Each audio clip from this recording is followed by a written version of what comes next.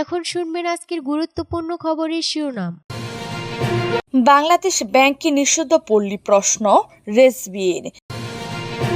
BNP নেতারা মানসিক ট্রমায় ভুগছেন জানিয়েছে ওবায়দুল কাদের। রিজার্ভ সংকট জাতির জন্য অশনি সংকেত জানিয়েছে 12 দলীয় জোট। ক্ষমতা অর্জন করে নিজেদের মানকে উন্নত করতে হবে জানিয়েছে আব্দুল হালিম। ব্যাটারি চালিত রিকশা চালুর দাবি মিরপুরে দিনভর বিক্ষোভ, পুলিশ বক্সে আগুন। গোপালগঞ্জের সহিংসতায় প্রাণহানি, নির্বাচন ঘিরে কিনা এখনই বলা যাবে না জানিয়েছে আলমগীর। বাংলাদেশ ব্যাংককে নিষিদ্ধ পল্লী প্রশ্ন রিজভির। বিএনপির জ্যেষ্ঠ যুগ্ম মহাসচিব রুহুল কবির রিজভী প্রশ্ন তুলেছেন, বাংলাদেশ ব্যাংককে নিষিদ্ধ পল্লী। আওয়ামী লীগের সাধারণ সম্পাদক ওবায়দুল কাদেরের বাংলাদেশ ব্যাংকে সাংবাদিকরা কেন ঢুকবে বক্তব্যের সমালোচনা করে রিজভী এই প্রশ্ন তুলেন। আজ রোববার নয়াপল্টনে বিএনপির কেন্দ্রীয় কার্যালয়ে সহায়তা দেওয়া উপলক্ষে এক অনুষ্ঠানে রিজভী এই প্রশ্ন তুলেন। ফরিদপুরের মধুখালীতে 2 শ্রমিক ভাইকে পিটিয়ে হত্যা করা হয়। তাদের পরিবারকে বিএনপির ভারপ্রাপ্ত চেয়ারম্যানের পক্ষ থেকে আজ নগদ অর্থ সহায়তা দেওয়া হয়। রিজভী বলেন, বাংলাদেশ ব্যাংক জনগণের আমানত রক্ষাকারী প্রতিষ্ঠান। এখানে সাংবাদিকরা তো যেতে পারেন। সাংবাদিকরা দুবাই, মালয়েশিয়া, কানাডায় বাড়ি করেননি যে মাফিয়ারা জনগণের পকেট কেটে অর্থবিত্তের মালিক হয়ে বিভিন্ন দেশে বিলাসে মগ্ন। তাদের কথা যেন দেশবাসী অথবা আন্তর্জাতিক সম্প্রদায় জানতে না পারে, সেজন্য সাংবাদিকদের বাংলাদেশ ব্যাংকে ঢুকতে দেওয়া হচ্ছে না। বিএনপির এই নেতা আরো বলেন, দেশের মানুষ একটা শূন্য গন্তব্যের ভিতরে বসবাস করছে। পায়ের নিচে মাটি নেই। শুধু ব্যাংক থেকে 12,000 কোটি টাকা লুটপাট হয়ে গেছে। 1,000 কোটি টাকা লুটপাটকারীরা ক্ষমতা ঘনিষ্ঠ মানুষ। বিএনপি নেতারা মানসিক ট্রমায় ভুগছেন জানিয়েছে ওবায়দুল কাদের। বিএনপি নেতারা মানসিক ট্রমায় ভুগছেন, যে কারণে আবুল তাবল বলছেন বলে মন্তব্য করেছেন আওয়ামী লীগের সাধারণ সম্পাদক এবং সড়ক পরিবহন ও সেতুমন্ত্রী ওবায়দুল কাদের। আজ রোববার দুপুরে রাজধানীর একটি হোটেলে অনুষ্ঠান শেষে সাংবাদিকদের প্রশ্নের জবাবে মন্ত্রী এ কথা বলেন। নির্বাচনে আওয়ামী লীগের লোকজনই ভোট দিতে যায়নি।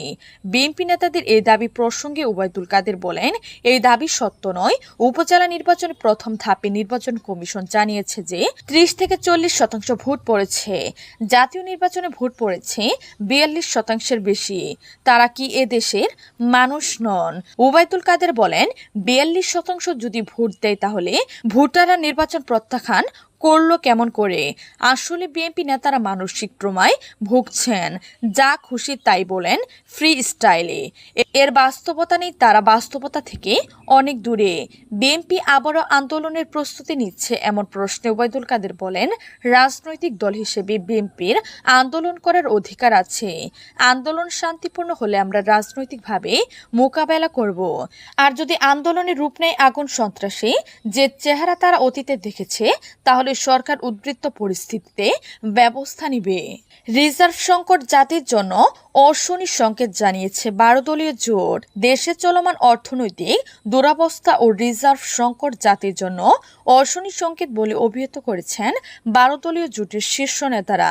রোববার 19 মে বাংলাদেশের চলমান সামাজিক, রাজনৈতিক ও অর্থনৈতিক অবস্থায় করণীয় নির্ধারণের 12 দলীয় জোটের গুরুত্বপূর্ণ সভা জোট প্রধান মোস্তফা জামাল হায়দারের কার্যালয়ে অনুষ্ঠিত হয়। সভায় নেতারা দ্রব্যমূল্যের ঊর্ধ্বগতি, অর্থনৈতিক দুরবস্থা, সীমান্তে বাংলাদেশের নাগরিক হত্যার বিষয়ে গভীর উদ্বেগ প্রকাশ করেন। পরে এক সংবাদ বিজ্ঞপ্তিতে এই তথ্য জানানো হয়। জোটের শীর্ষ নেতারা বলেন, দেশে একটি কর্তৃত্ববাদী সরকার ফেসিবাদী কায়দায় দেশের আর্থিক খাতে তাণ্ডব চালাচ্ছে। আজকে বাংলাদেশের রিজার্ভ শূন্যের কোঠায় নেমে গেছে। বিদেশি সংবাদ মাধ্যমে বাংলাদেশ ব্যাংকের রিজার্ভ চুরির ঘটনায় কেন্দ্রীয় ব্যাংকের গভর্নরের নিশ্চুপ ভূমিকা দেশের জনগণের কাছে রহস্যজনক। একসঙ্গে বাংলাদেশ ব্যাংকের 56 জন অফিসারের পদত্যাগ ও সংবাদকর্মীদের প্রবেশী নিষেধাজ্ঞা একই সূত্রে গাঁথা বলে মনে করেন জোট নেতারা। তারা বলেন, অনির্বাচিত ও তাবেদার সরকার দেশকে লুটত রাজ্যে আঁকটা বানিয়েছে। ডলারের মূল্য বৃদ্ধির সঙ্গে সঙ্গে দ্রব্যমূল্যের ঊর্ধ্বগতি জনজীবনে নাভিশ্বাস সৃষ্টি করেছে। জোটের নেতারা জনগণকে অবিলম্বে এই অবৈধ সরকারের অপশাসন ও লুটপাট রাজ্যের বিরুদ্ধে রুখে দাঁড়ানোর আহ্বান জানিয়েছেন। দক্ষতা অর্জন করে নিজেদের মানকে উন্নত করতে হবে জানিয়েছে আব্দুল হালিম।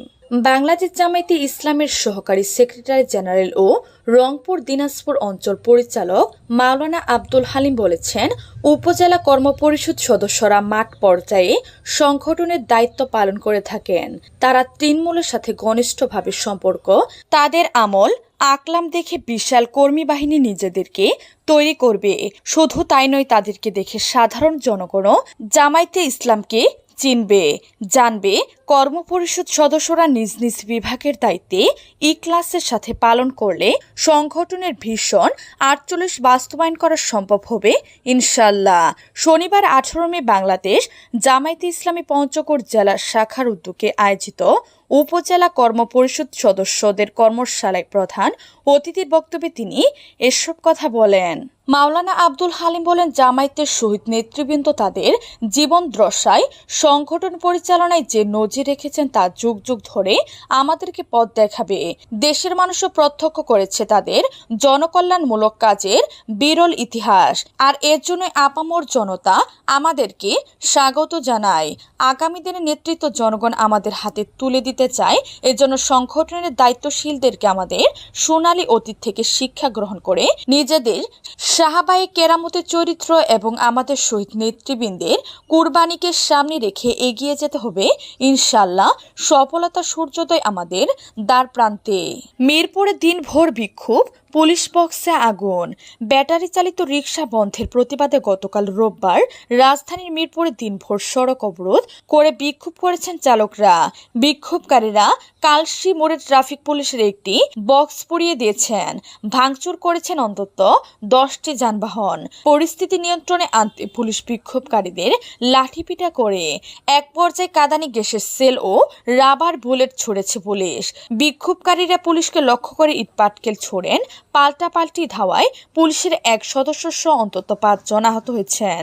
ঘটনাস্থল থেকে পুলিশ 3 জনকে আটক করেছেন। সকাল 10টা থেকে রাত 8টা পর্যন্ত দফায় দফায় অবরোধ সংঘর্ষ চলে। এই সময় আটকা পড়ে অনেক যানবাহন, দুর্ভোগে পড়েন যাত্রীরা। 15 মে সড়ক পরিবহন উপদেষ্টা পরিষদের প্রথম বৈঠকে সড়ক শৃঙ্খলা আনতে রাজধানীতে ব্যাটারি চালিত রিকশা চলাচল বন্ধের সিদ্ধান্ত হয়।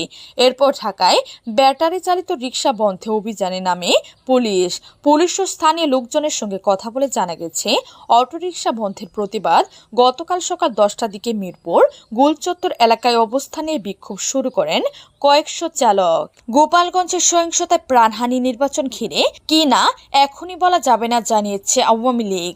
প্রথম ধাপের উপজেলা নির্বাচনে 1 সপ্তাহের মাথায় গোপালগঞ্জের সহিংসতায় এক ব্যক্তি নিহতর বিষয়ে নির্বাচন কমিশনার মোহাম্মদ আলমগীর বলেছেন, তদন্ত না হওয়া পর্যন্ত এই ঘটনার মূল কারণ বলা যাবে না। এটা কি নির্বাচনী সহিংসতা নাকি পারিবারিক দলাদলি থেকে হয়েছে তা এখনই সিদ্ধান্ত দেওয়া যাবে না। আজ সোমবার নির্বাচন ভবনের নিজ দপ্তরে সাংবাদিকদের প্রশ্নের জবাবে মোহাম্মদ আলমগীর এসব কথা বলেন। 8 মে প্রথম ধাপের উপজেলা পরিষদ নির্বাচনে ভোট গ্রহণ হয়। এরপর 14 মে গোপালগঞ্জ সদরে 2 পক্ষের সংঘর্ষে 1 জন নিহত হন। নিহত ওসিকুল ভুইয়া 27 গোপালগঞ্জ সদর উপজেলা পরিষদ নির্বাচনে পরাজিত চেয়ারম্যান প্রার্থী BM নিয়াকত আলীর সমর্থক ছিলেন। হামলাকারীরা বিজয় প্রার্থী কামরুজ্জামান ভুইয়ার সমর্থক ছিলেন বলে স্থানীয় সূত্রে জানা গেছে। ওই ঘটনার পর বিজয় চেয়ারম্যানের বিরুদ্ধে মামলা হয়েছে। এ বিষয়ে সাংবাদিকদের প্রশ্নের জবাবে নির্বাচন কমিশনার মোহাম্মদ আলমগীর বলেন, ঘটনাটি নির্বাচনের বেশ কয়েকদিন পর ঘটেছে। সহিংসতার ঘটনাটি নির্বাচন নিয়ে নাকি ব্যক্তিগত পারিবারিক দলাদলি বা সামাজিক দলাদলি থেকে হয়েছে এ বিষয়ে এখনো সিদ্ধান্ত দেওয়া যাবে না। পুলিশ এই ঘটনায় ব্যবস্থা নিয়েছে জানিয়েছে মোহাম্মদ আলমগীর বলেন, এখন হয়তো কেউ বলবেন এটা পারিবারিক সমস্যা, কেউ বলবেন জমি জমা নিয়ে সমস্যা, কেউ বলবেন রাজনৈতিক সমস্যা। যতক্ষণ পর্যন্ত